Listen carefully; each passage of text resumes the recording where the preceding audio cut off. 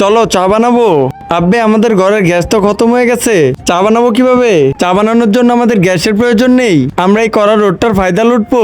আব্বে হ্যাঁ চল এই কড়া রোদের ফায়দা লুটি, চল বানাই স্পেশাল চা। নে দুধ দে,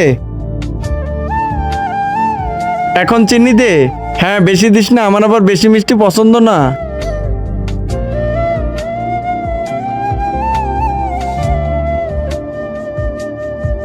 চিনি দিয়েছি, চাপাতি দিয়েছি, আর কি দিব এখানে? পুদিনা পাতা দে স্বাদ বাড়ানোর জন্য। আব্বে না ওইটা দিব না, তুই যা আদা কিনে আন। তোর কি মনে হয় এতটুকু রোদে চা হবে? হ্যাঁ রোদ অনেক বেশি আছে, হবে। নে ভাই, সব হয়ে গেছে।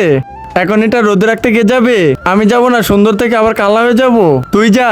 না আমি যাব না, আমার গার্লফ্রেন্ড মানা করছে রোদে যেতে। দেখো চা খেতে হলে তো সবাইকে যেতে হবে, সবাই চলো। রেখে দাও। হ্যাঁ বেঁচে গেছি। চা 10 থেকে 20 মিনিটের ভিতরে হয়ে যাবে। চলো আমরা চা দিয়ে খাওয়ার জন্য কিছু নিয়ে আসি, চলো। এতক্ষণে তো চা হয়ে গেছে, যা চেক কর, ধর এটা।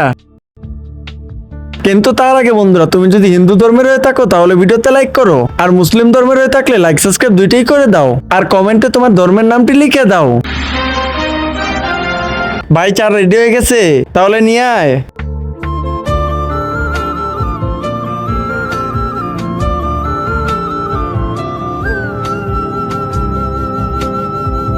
এইটা তোর,